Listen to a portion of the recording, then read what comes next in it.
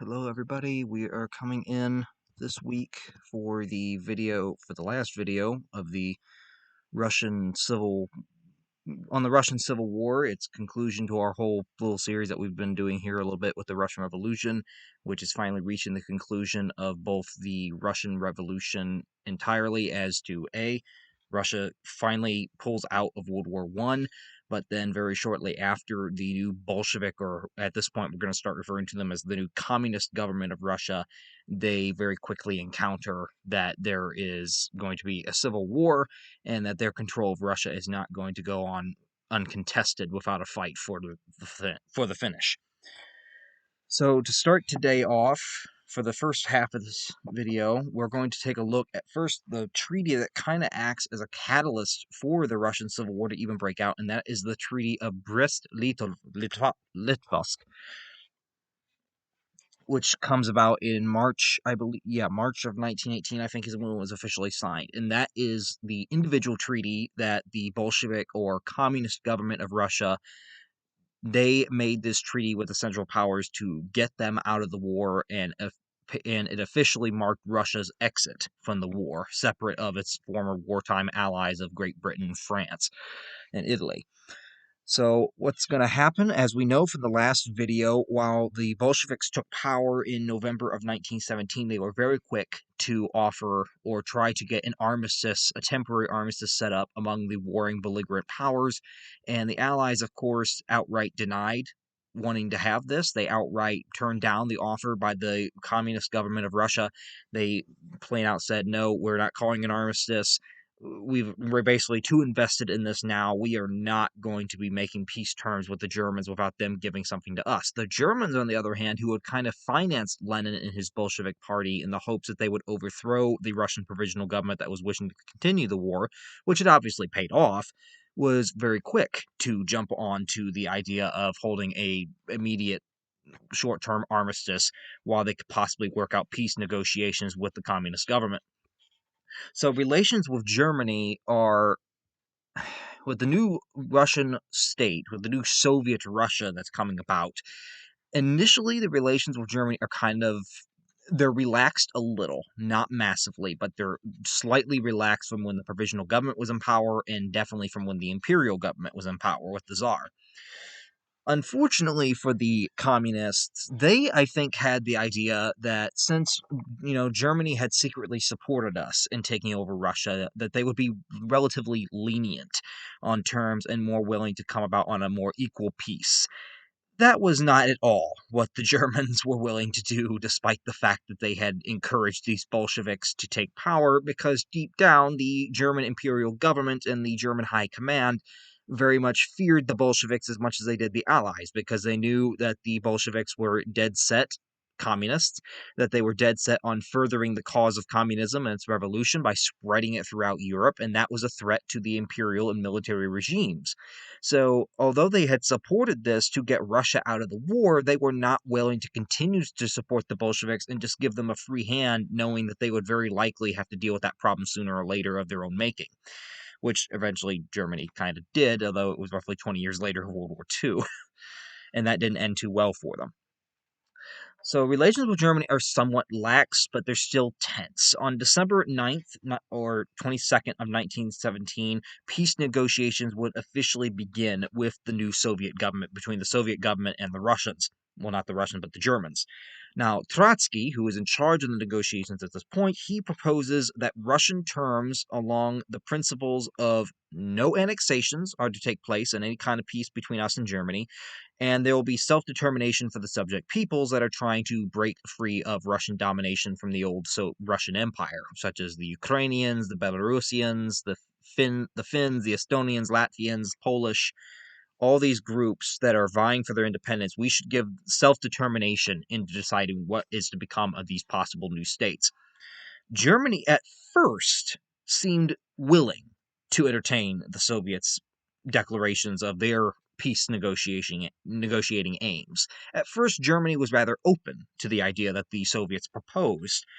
Unfortunately for them, this very quickly changed, because peace negotiations began December 22nd, And on December 28th, and at this point, we're transitioning to the new calendar by Bolshevik decree. They had officially switched the calendar to match ours at this point.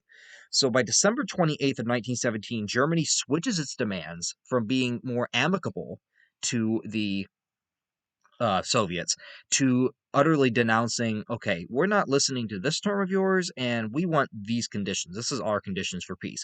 We want the independence from Russia of Poland, Finland, and all three of the Baltic states. And we want land in Ukraine. We want to annex part of Russian territory as a consequence of this war. And they then added the demand for all of Ukraine on January 8th of 1918. Now, this is an outrage to the Soviets, who very much believed they were going to get a quote-unquote amicable or equal peace, and now the Germans are making that very clear that technically we are the winners here. We got you to overthrow the provisional government. At the same time, you pulled Russia out of the war pretty much, or you're trying to. Germany has won in everything but name on the Eastern Front at this point, and the Germans are exploiting that. They're making that more than clear that we are the victors here. You are not in a very good position to contradict what we have to say because you have no army of which to counter us. So, to a certain degree, either you can sign on our terms or we'll just continue here and you're going to get utterly destroyed. So this ends up antagonizing the Soviet government so much that on February 10th, Trotsky announced the Soviets' refusal that they would sign any kind of peace with annexation in it. We're not going to give Germany our land. The Soviets and Russia are not going to agree to this. And he declared that war between Russia and the Central Powers was at an end, though. He declared that we are not willing to sign a peace of annexation, but we're not going back to war. We don't want war with you. We just want a just peace. That was not what they're going to get. The Germans did not accept that response. They basically stated, well, I don't care what's coming out of your mouth. You're literally saying you're not willing to make peace with us, but you don't want to conclude a war. So, since you're not willing to conclude peace, there's still a state of war that exists that was declared under the Tsar. So, we're still treating you as a hostile nation until there's a peace settlement. So the Germans did not accept that response, and the German general staff then ordered an immediate advance into Russian territory, more out of a show of force to try to convince the Bolsheviks that, hey, okay, you don't want to sign the peace negotiation, fine, I'm sending my troops further into your country. Take a pick. Narva in northern Estonia was occupied by the Germans, which then put Petrograd under threat, and the German troops then drove toward Moscow from Poland. Lenin decided that in the wake of these events, he's, of course, the head premier of the Soviet government. He decides there should be peace no matter what the terms or what the cost, because he knows the Soviets are at a disadvantage here. We cannot fend off the Germans. We want out of this imperialist war, and we are going to have problems here at home to worry about. So give the Germans whatever they want. If it gets us peace, so be it. This divides the Communist Central Committee over Lenin's arguments. The struggle would then ensue in that Central Committee over whether or not they would accept the German terms. Lenin argued that a general European revolution would be impossible with a war going on right now. He basically argued that we cannot have the furtherment of our revolution throughout Europe if we're continually having to exhaust ourselves with a current war against Germany. And he also argued the revolution is inevitable at this point, whether or not we maintain a fight against Germany or not, because he argues that war exhaustion in the Central Powers countries and in the countries of the Allied nations are going to start this revolution with or without us. So there's no point for us to really have to constantly be there to start it up. It will begin on its own. His prime goal of Lenin's goal was to gain breathing time or space that would all soon reverse as soon as the revolution broke out. That inevitably did not happen, like Lenin thought it would. Now, Lenin's associates were not in agreement with this line of thinking. They very much insisted that to yield to the enemy was to betray the revolution. If you yield to the Germans, we literally overthrew the provisional government partly on the basis that they wanted to evacuate Petrograd in the face of a German attack. And now you're proposing the same thing and asking us to look at it in a different manner now that you're in power. And they're basically saying this is no different than what the former provisional government tried to do. You're doing the same thing here. It would be a betrayal to the revolution to give in to the enemy. Trotsky, surprisingly, during all this, who is war minister, war commissar, he is actually surprisingly silent. He stays neutral during this whole argument between the other members of the Central Committee and Lenin. Now, when Lenin threatened to resign from the Central Committee in the wake of no one wanting to go with his plans, then everyone finally kind of gave in that was in opposition because they realized Lenin is our leader. We cannot, establish this regime without him. So now he's threatening to resign. Fine, we'll go with whatever he's wanting. I might not like it, but I don't want to lose him as our leader.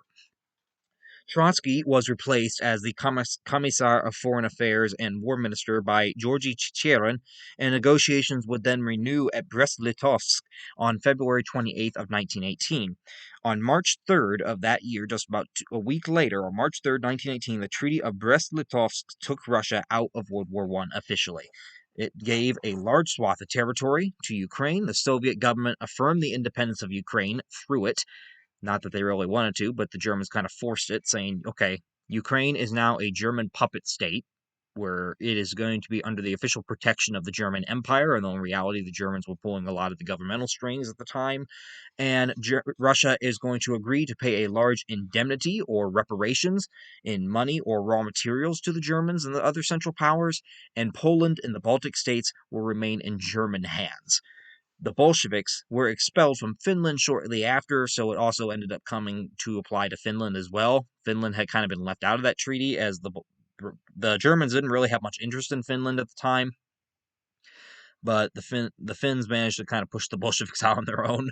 So it basically kicked Bolshevik Russia was very much the loser of this treaty. They lost a lot of land, a lot of the goals that they had set out for at the beginning of the peace talks were blatantly ignored by the Germans, and they pretty much had to sign or continue a war that they were in no position to continue fighting. So this sets up for the coming of that summer of 1918, which is going to lead to the outbreak of the Civil War. And this is going to be between April and June of 1918. Now, Lenin would use his newfound breathing space to patch up the holes that was present in the new Soviet state in Russia. He would patch up the administrative and economic aspects to try to get his government on its feet and running as a government should. He would also drill the newly founded Red Army of the Soviet state to defend the revolution. They are going to be our bread and butter of defending our newfound government that we have set up. Now, trouble was brewing, even though the Treaty of Brest-Litovsk was signed and the hostilities of the Central Powers was over, as there were anti-Bolshevik movements coming up in many parts of the former Russian Empire that were gaining the support of the Allied powers. The Allies were not too happy at all that Russia had signed a separate peace to get out of the war. They had entered the war as allies. There was a pact between them all that none of them would sign a separate peace. And the Allies, Britain and France in particular, needed Russia's help on the east to try to divert German forces away from the west. With Russia out of the war now, that was no longer going to be an issue for the Germans, and that's part of what contributed in large part to the Kaiserschlacht offensive in March of 1918 was that Germany no longer had an eastern front and was able to transfer literally hundreds of units that had been previously on the eastern front to the western front and all-out do or die offensive. And that ended up almost breaking the British lines and the French lines. And the Allies aren't too happy with the fact that the Bolsheviks have come to power. They already distrust them because they're communists in ideology, but now they really don't like them because they've pretty much screwed the Allied nations over to the point that they signed the separate peace, and now we're having, until the United States can get more involved, we're facing the full brunt of Germany and Austria-Hungary right now. Not that Austria-Hungary had much brunt to give. But this is going to lead to anti-Bolshevik movements easily gaining the support of these foreign nations and these foreign allied powers. The reactionary army was already assembling in Russian Manchuria near China and Asia. The Soviet government had moved to Moscow as the seat of power away from Petrograd to keep it more within Russia and not so close on the border. And they had also decided that we are going to start working on the process of getting all Allied troops out of Russia, as there were some that had still remained after the revolution. Allied ambassadors would remain at the railway junction of Vologda, but they don't move with the Soviet government to Moscow in a clear sign that tensions are a little high between the two, because obviously you probably want your your ambassadors and your embassies to be very close to in the capital of the one nation that you're going to be there to kind of represent as your country's representative to. To have it in a city that's not even capital is kind of a bit derogatory. And this would also allow these allied ambassadors, if they needed to, they could escape east to Siberia or north to Archangels, which was kind of a British drop-off point and supply point during World War I to Russia. Now, relations were definitely soured by Brest-Litovsk, and it had also alienated domestic groups within Russia. The Treaty of Brest-Litovsk, in particular, had drawn the increased ire and alienation of the left socialist revolutionaries who had fully withdrawn from the Russian government at this point. These were the ones that had been part of Kerensky's party. They were leftists like the Bolsheviks, but the socialist revolutionaries were not as extreme, and they had been kind of felt left out of the Russian government since the Bolsheviks had taken over, and they basically, they were angry over that. But when the Treaty of Brest-Litovsk comes by and they just decide, oh, we're going to give up the war altogether and we're not going to pursue anything anymore, these socialist revolutionaries felt like Russia had been betrayed by the Bolsheviks, just like many people had. And they decided, okay, that breaks it. Now we're going to be going to armed rebellion here because these Bolsheviks cannot be trusted. They'll sell out anything to achieve a goal. So during the following months, two groups of opponents would emerge to Lenin and his Bolshevik or Communist Party of Russia. The first group is a non-Bolshevik left that has been alienated by the dissolution of the Constituent Assembly by the Soviet government. The second group is rightist whites, as we're going to call them, which included the volunteer army in the Kuban steppes. The whites are more conservative. They're made up of a lot of former imperial units, former high-ranking military imperial Russian military officers, nobles. These are the people that are a little bit more inclined, possibly, to see a Russian monarchy or some kind of imperial government restored than the non-Bolshevik leftists, who they're very much more liberal-minded, but they don't want the Bolsheviks. In March of 1918, a small British force would land at Murmansk at the consent of the local Soviet. The British are landing troops in Russia at this point. Now, at this time, they can claim it's simply at the request of the local Soviet government that they are requesting that British troops land here and we have permission to. We're not moving inland, we're not taking up military hostilities.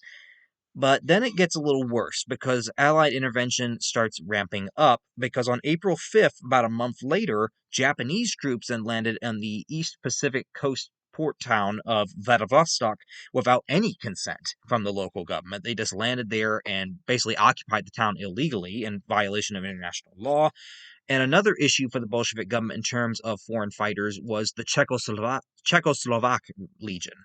Now, the Czechoslovak Legion was a legion that was composed of Czech and Slovak deserters from Austria-Hungary, which had been fighting for the Allies with the Russian army during World War I.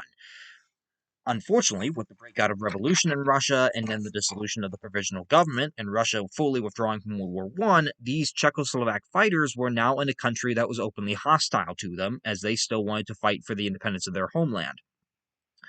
In March of 1918, the Bolshevik government, after completing the Treaty of Brest-Litovsk with Germany, agreed to let the Czechoslovak Legion units leave Russia through the Far East. We're not going to let you go west toward Germany because then you'll get captured, but we will be nice and we'll let you leave our country, but you're going to have to go east and go to the Pacific to get picked up.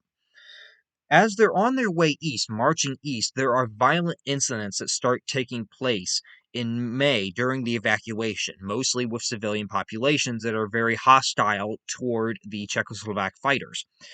Trotsky, who is Commissar of War, issued an order for the units to surrender their arms following these violent incidents, as the civilians, of course, are blaming the Czechoslovaks. So Trotsky orders, okay, you guys are committing violence against our people. I'm going to go ahead here and issue an order for your surrender and immediate arrest on May 29th. The Czechoslovak Legion absolutely refuses this. They trump that the charges are being made up, that they're being framed, that the Bolsheviks are openly trying to exterminate them, and they actually end up defeating several attempts by the local Soviets to try to forcibly disarm and arrest them.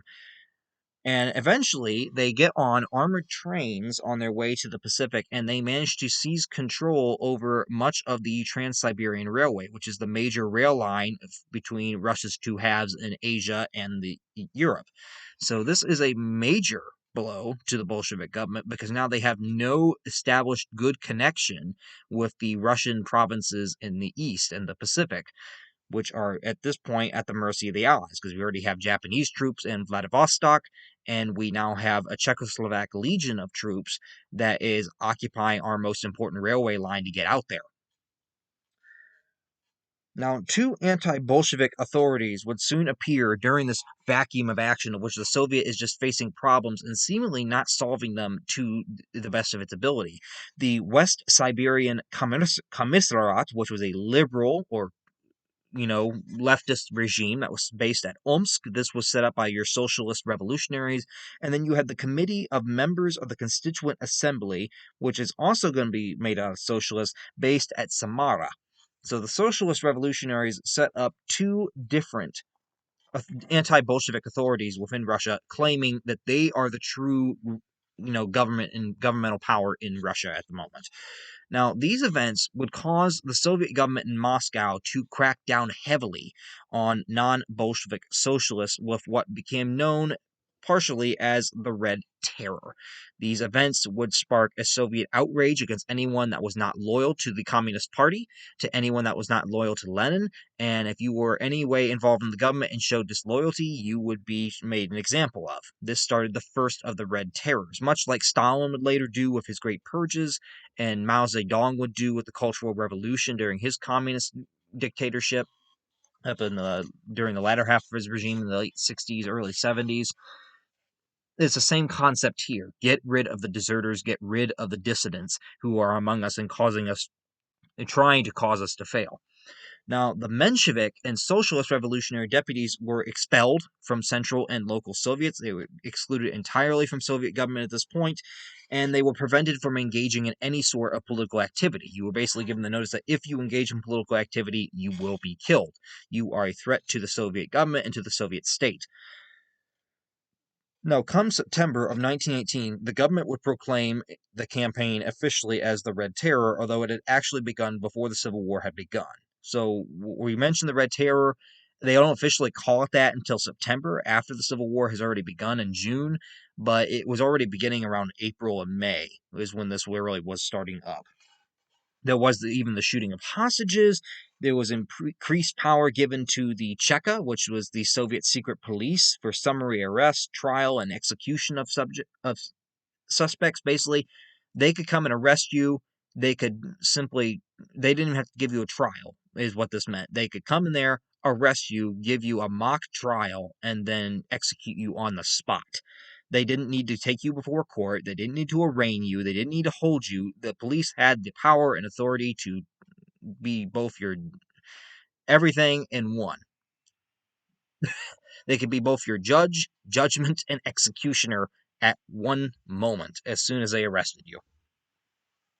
Now, with the different infighting, armed conflict would officially begin in June of 1918. It started out as just this hodgepodge. You had anti-Bolshevik groups in Russia. You have nationalist groups in Russia, particularly in Ukraine, who are hoping to assert their independence. You have the Bolshevik government or communist government that's trying to establish its legitimacy. And then you have these allied interventionists that are landing in Russia, trying to, in some way, influence the outcome of what's going on there in favor of them.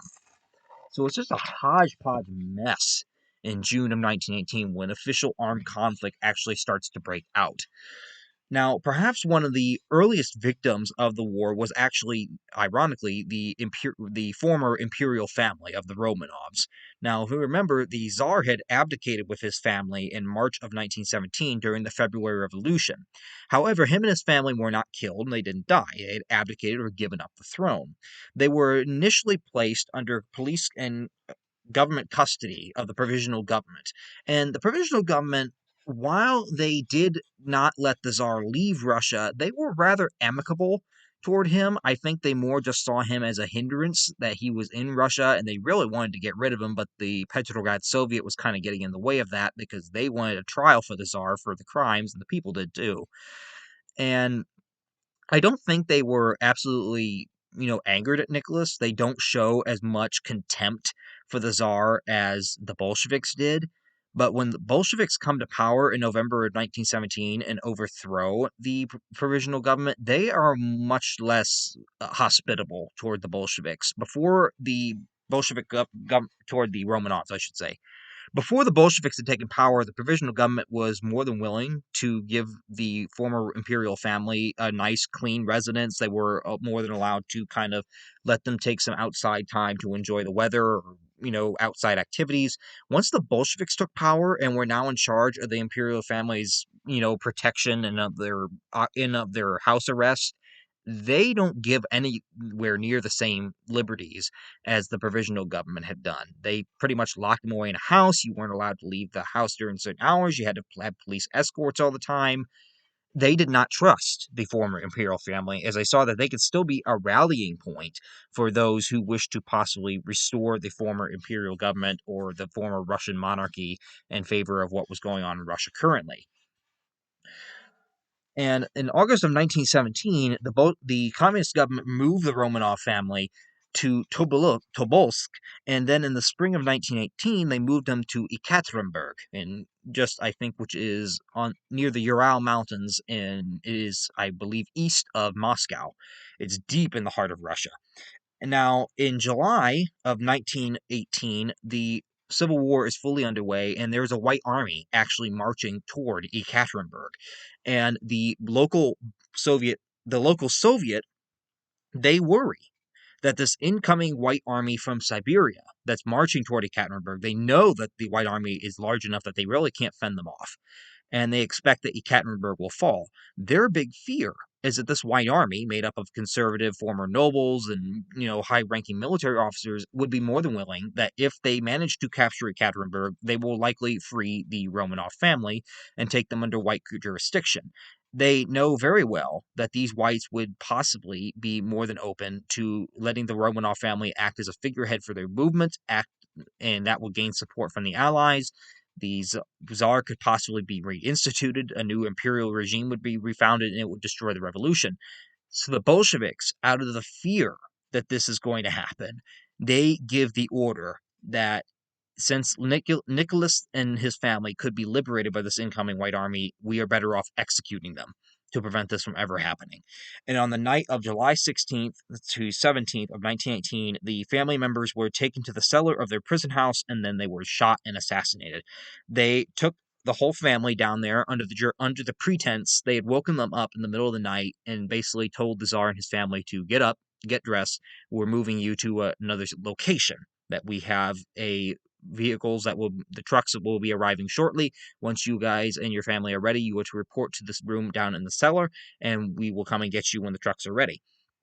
They put them in the cellar, and literally this whole group of men apparently had come out, from what the stories are, at least from surviving members of the execution who had actually partaken in it, and they had come up in there, and literally the head commander or officer that was in charge, he read off this charge to the Tsar, basically saying that you have been found guilty of conspiring against the new Soviet state or something to that degree.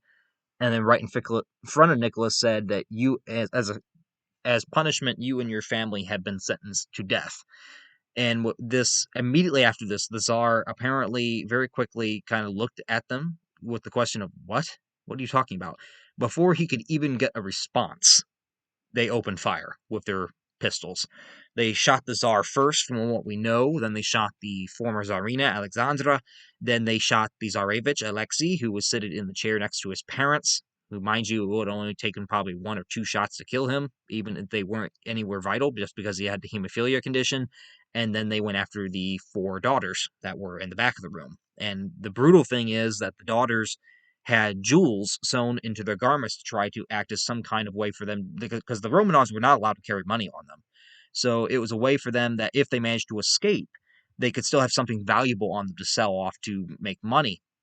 Unfortunately, by sewing those jewels into their garments, it acted almost as bulletproofing the garments to a certain degree, and it only made the soldiers have to not only fire more shots at the girls, but actually had to bayonet them as well to actually get them to stop. But as we go on here with the whole assassination of the Tsar, the most brutal thing, I think, was that they decided to, at the very end, the Soviets, as they get ready to leave Ekaterinburg, they take the bodies out to this wooded area and they pour acid on the bodies to dissolve them, disfigure them in any way that they can, and then hastily bury them in separate plots to try to keep them away from each other. So that if the White Army manages to find these bodies, they won't be able to immediately identify who they were or what happened. Now, and Lenin knew that if it broke out to the worldwide press that the Bolsheviks, that the Soviet government had brutally murdered the former Russian imperial family, that it would more than likely cause international outrage against the Soviet regime. He knew this would happen, so he was more than willing to keep it under wraps for as long as he possibly could. And they did. I mean, most Russians didn't even know in Russia the fate of the imperial family until I'd say about the 1980s when Gorbachev did his glasnost, his openness, and the Soviet state became a lot more transparent on certain matters. And then, of course, once the Soviet state dissolved in 1991, it became public knowledge that what had happened to the Romanov family, and they even ended up finding the remains. So, in late summer, after the assassination of the Tsar, who was a very early victim of this, ends any hopes of a Russian monarchy restoration. In late summer, the communists reorganized control of the armed forces, the Red Army, and they recovered most of Eastern European Russia. At Omsk, which was the HQ of the anti-communists, a new army under former Admiral Alexander Kolchak was quickly trained with British and U.S. military assistance, who at this point the Allies are getting directly involved. In August, additional British forces would land at Arkhangelsk, and Japanese forces in Russia's Far East were becoming reinforced with even more. At one point, I think the Japanese had roughly 120,000 troops in the Far East of Russia during this intervention, as they called it. In Omsk, the relations between the socialist revolutionaries and Kolchak, however, were deteriorating due to their differences with each other. Kolchak was very conservative. He was one of your old conservative military elites, and he's working with these socialist revolutionaries who are leftists. Now, Kolchak disliked the left wing views of politicians, and for him, it was almost a personal argument because he had a very hard time trying to deduce what difference is there between these, socialists and communists. What difference are they when they're both left wing? So even though there was a small difference between the two, Kolchak very much called both of them Reds, and he had a very difficulty trying to explain, okay, I'm fighting the communists, but I'm also fighting with people that I also declare to be just like them in ideology. So why am I fighting with them?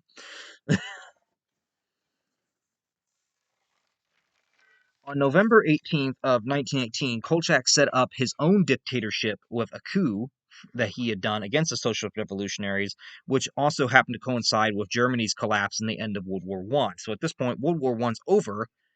Now the civil war in Russia is now going to also be a concern of the Allies, while they're also trying to negotiate the final peace negotiations of the war that Russia got out of.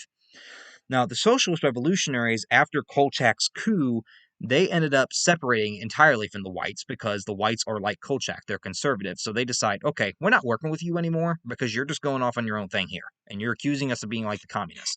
So they separate from the whites and set up operations in independent Ukraine where they find some kind of kinship with the Ukrainian nationalist movement that is happening on there. In January of 1919, the Red Army forces then invaded Ukraine to prevent this team up or prevent it from getting stronger in that area and tried to reclaim Ukraine for the Soviet government. Now, the socialists and Ukrainian nationalists would retreat to Austrian Galicia out of this Red Army advance. And over the next few months, the socialist nationalist forces would manage to hold onto parts of Ukraine. Not all of it, but parts. And let me see here if I have. Yes, I think I do. So this here is a picture of one of the white armies in Siberia, and the man sitting right here in this chair, that is Kolchak, who was in charge of the white forces around Siberia during the Russian Civil War. This is him and his staff during one of their training operations in Siberia.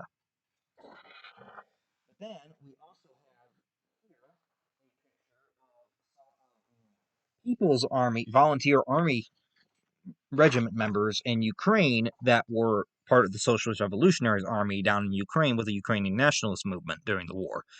Both of these were anti-Bolshevik forces in Russia and were not willing to live under Bolshevik rule, and so were taking up arms against it.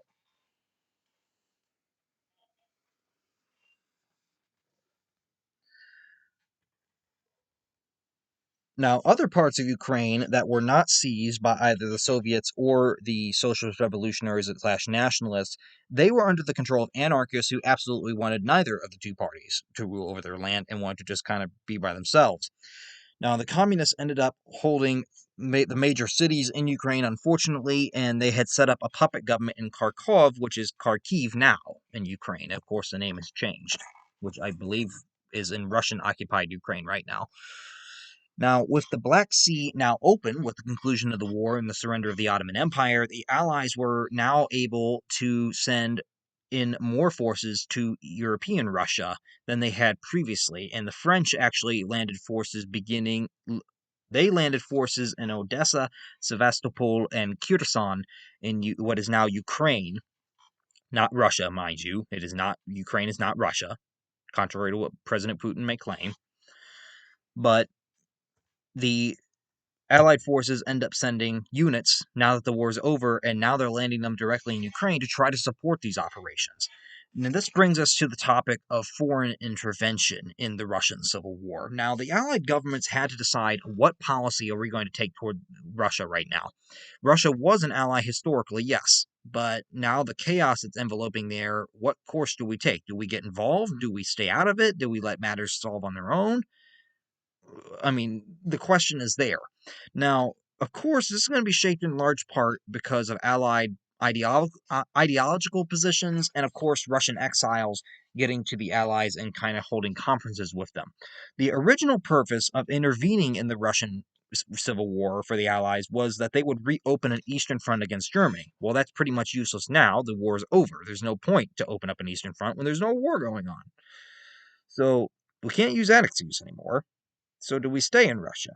Now, the Russian exiles that are reaching the Allies, that are fleeing the Bolshevik regime for persecution, they are trying to argue that the Allies were duty bound to help the Russian exiles and the white causes because since the pre-Russian government, pre-Bolshevik governments in Russia had been loyal to the Allies were duty bound to return that loyalty to these people who were fighting against the Bolsheviks now.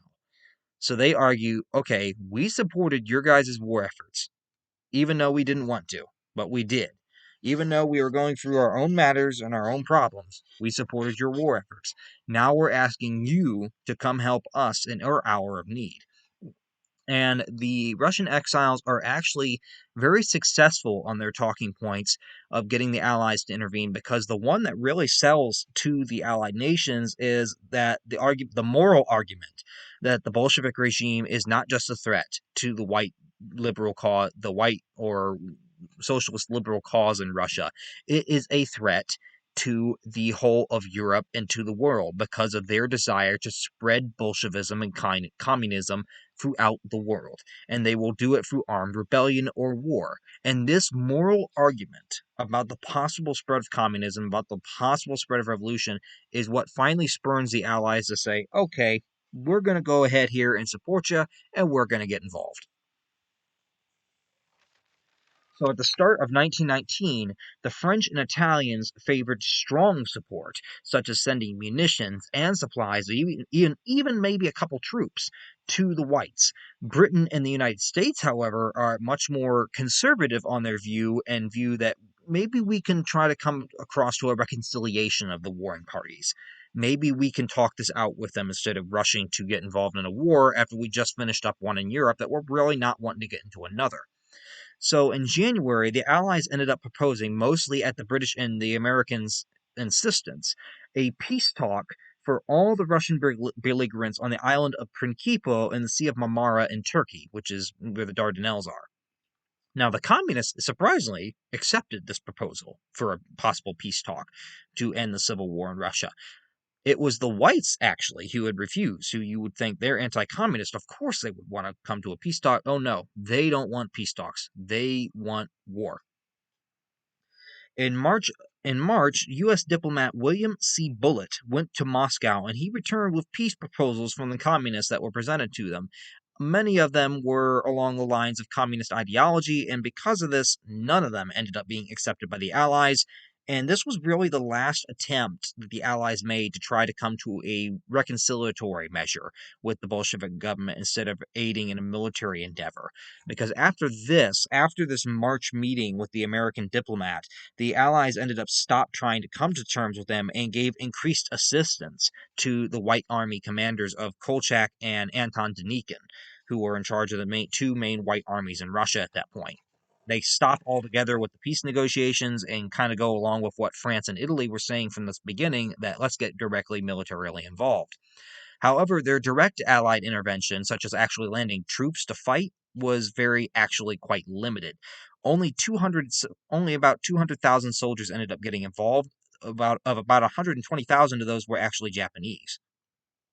The French in Ukraine, and upon landing there in early 1919, they were confused by the complicated struggle that's going on there of telling friend from foe, because you got communists, you got anarchists, you got whites, and you got Ukrainian nationalists. You got four groups all going at each other, where two of them are supposedly allied, and they're fighting against this guy, and then this guy's just kind of acting by himself, attacking about anybody.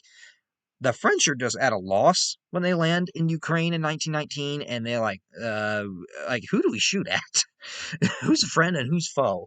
And they ended up withdrawing their forces after only about 2 months in March and April of 1919 without ever having even fired a single shot. So it was more, okay, we're going to land in Ukraine. They get there. I don't know what the heck is going on. Let's leave. Now, the British also, at around the same time the French withdraw from Ukraine, they end up withdrawing from Arkhangelsk and Murmansk in the fall of 1918 after only doing some light fighting against the Bolshevik communists.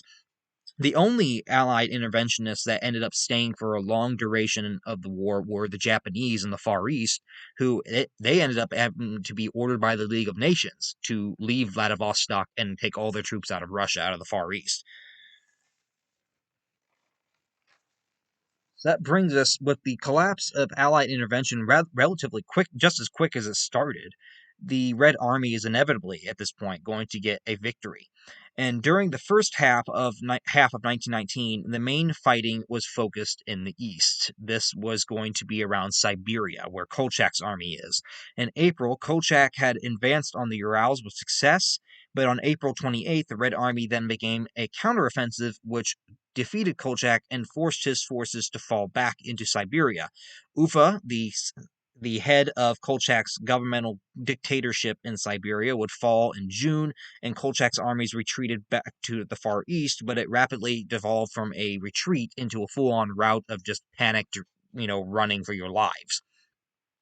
By summer's end, the retreat had become a complete rout, and Kolchak had set up a government at Irkutsk, but he was then overthrown by the Socialists in December, who argued that you have led this army to ruin. We've gained nothing. We've just lost almost all the ground we had. You are dismissed, and we're removing you. He was actually handed over to the communists in January of 1920 and then shot dead on February 7th of 1920 by the Bolsheviks.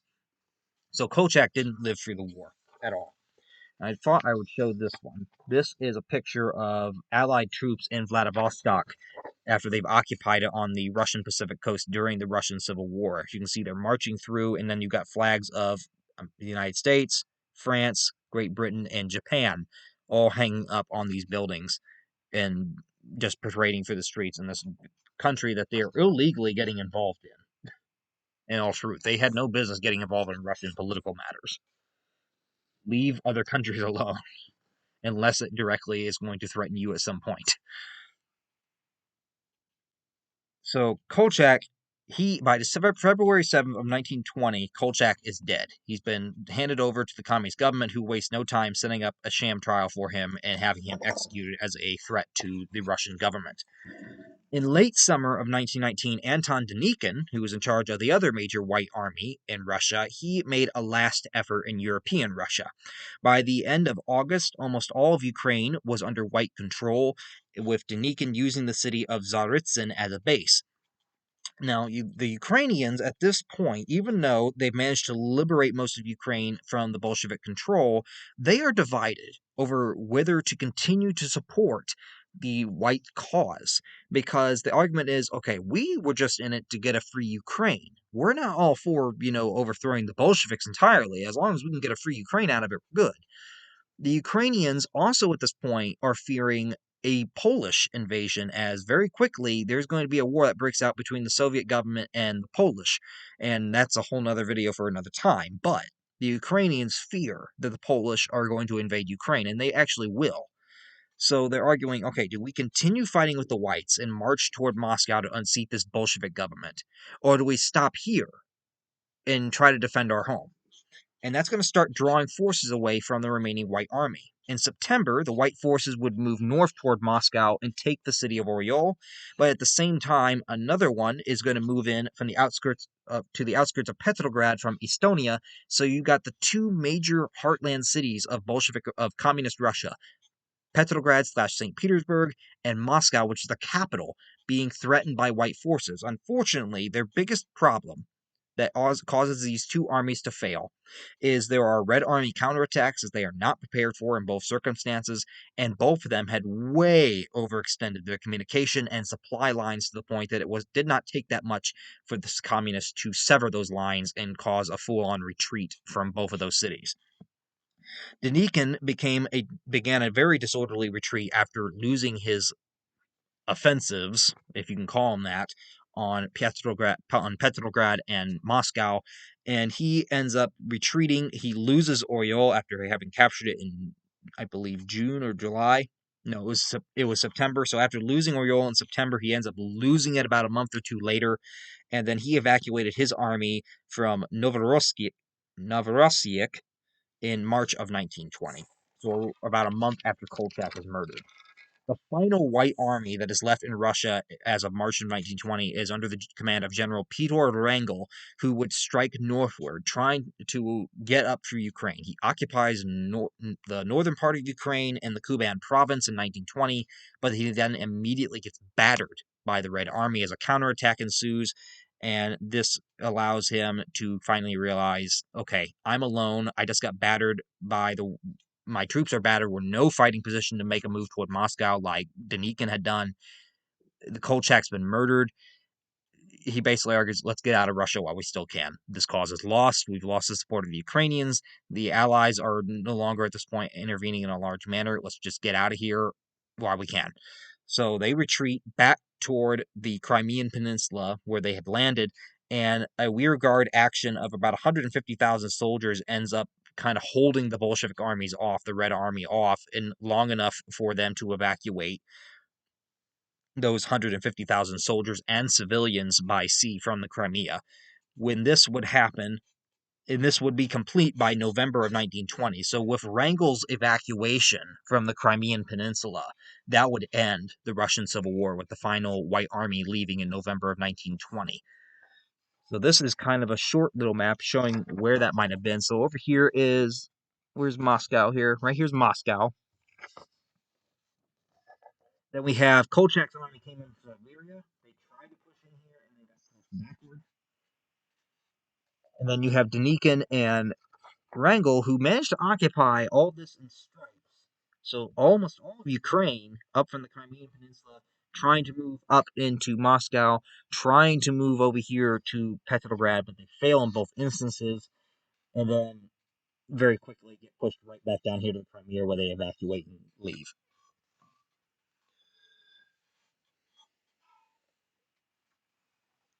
So, what were the consequences overall of the Russian Civil War with this fighting? With the Russian Civil War over in November of 1920, it is estimated that over 10 million lives ended up being lost in the Russian Civil War alone. That's on top of those that were killed in the revolution. These were mostly civilians, people that had been murdered by, such as thousands of murdered by the Cheka police during the Red Terror that had been executed for supposed treason. You had others that were killed by starvation and disease because Lenin's communists had ordered that there would be grain confiscations to feed the Red Army. Well, this left the peasants in the field without food for the winter, so many of them ended up starving. Russia's transportation system at the end of the Russian Civil War lay in ruins. The railways now had less than 4,000 trains, where before World War I they had over 17,000, and wooden houses are mostly burned. People start flocking to the cities and making up makeshift homes just because they can be close to other people, because their homes were made out of wood and got burned.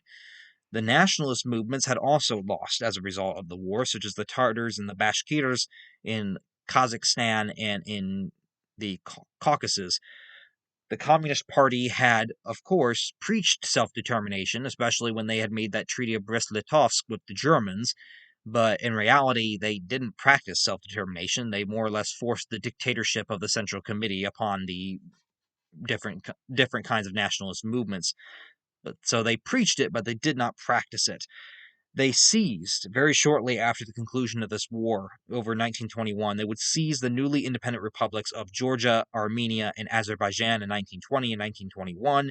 They managed to take back all of Ukraine and defeat the Ukrainian nationalist movement and forcibly integrate Ukraine into their sphere of influence. And the semi-independent Far Eastern Republic that would be set up in Far East Russia in the Pacific, since they were dealing with Japanese occupation partly and have been cut off because of the poor transportation systems from the Bolshevik main communist government in the East, they were maintained by Moscow as kind of a puppet regime until the Japanese would withdraw in 1922, a full 3 years after they had first landed. Lenin would reorganize the political system after the Russian Civil War, realizing that the armed conflict stage to defend the new Bolshevik regime was over and the Bolsheviks had triumphed. A new communist state was officially going to be present in Russia, and it was not going anywhere anytime immediately. So he reorganized the political system after the war, and the rush into the Russian Soviet Federated Socialist Republic, and all power would be given to the Russian Communist Party and the Central Committee, which of course included himself and people like Trotsky. In December of 1922, we have the big announcement that came about. In December of 1922, Lenin would officially unite the various Soviet republics that had been formed, such as the Russian one, the Ukrainian one, the Belarusian, Kazakhstan, Azerbaijan, Armenian, Georgian, all these different republics that were dominated by Soviet governments. He would unite them in December of 1922 as one big federation of a country, officially known with its official name is the one that we probably all know, the Union of Soviet Socialist Republics, or the more common name, Soviet Union. That would come about with the abbreviation of USSR. And so in December of 1922, 2 years after the end of the Russian Civil War and consolidating the governments that had been in place and consolidating their rule, Lenin officially declared the establishment of the new Soviet Union that would dominate the 20th century politics and geopolitics for well over most of the 20th century until 1991, and still in a way dominates today. I mean, the whole war in Ukraine is partly based on what Putin believes was taken from Russia after the fall of the Soviet Union and the danger that the West has posed since then. But all that stems from that creation of that state. So that concludes our video here for the Russian Civil War and for the Russian Revolution as a whole.